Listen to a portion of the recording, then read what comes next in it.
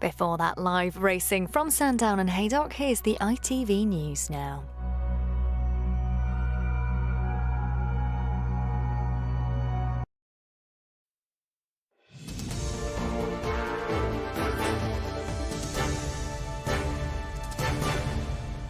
Good afternoon. Many parts of the country are expected to come to a standstill this evening as England take on Ukraine in their quarter-final Euro 2020 clash in Rome.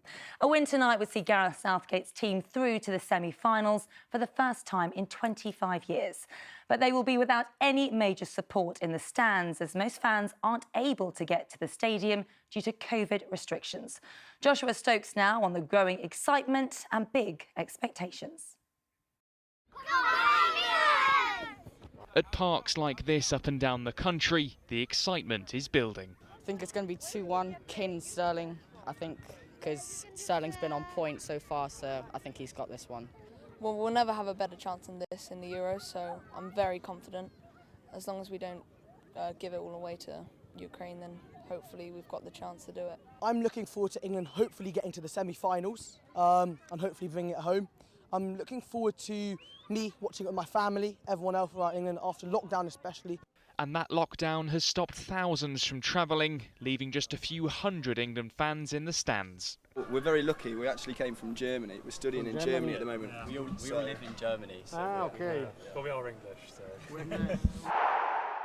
While the support won't match that of Wembley for pubs hit hardest by the pandemic, it's a welcome boost to business. This one in particular is where it's gone crazy. As soon as the last match finished, the internet booking system exploded. Suddenly we were full. We had 200 extra bookings, people on the waiting list.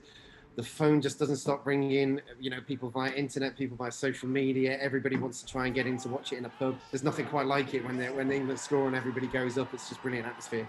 On paper, they're expected to win, but with expectation comes more pressure.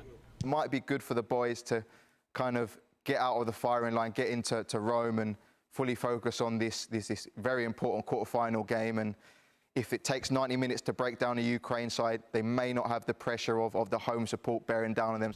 A win for England will see the semi-final played in front of a home crowd. And whether the fans are home or away, it'll be a night to remember as the country prepares for another sporting thriller. England! Joshua Stokes, ITV News. Whoever eventually does win the final next weekend will receive a lovely silver cup. You may be surprised to know it's already here in the UK and is going on tour around the country. Today, some lucky fans got up close to see it for themselves. Rachel Younger joined them.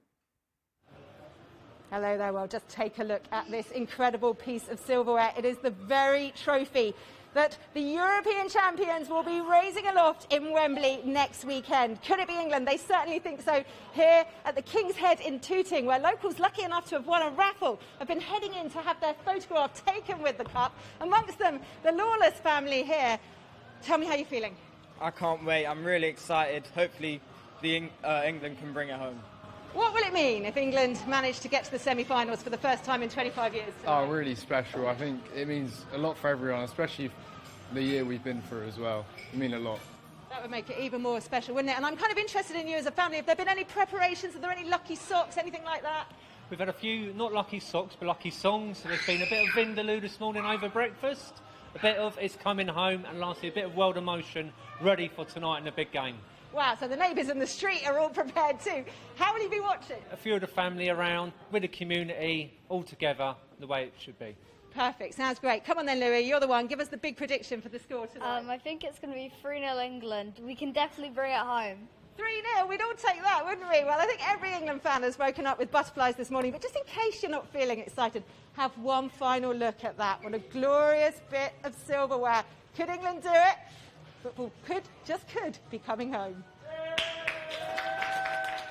We're live now to Rome and our correspondent Geraint Vincent, who's at the stadium where the game will be played this evening. Geraint, big expectations tonight. How do you think Gareth Southgate will be approaching the match?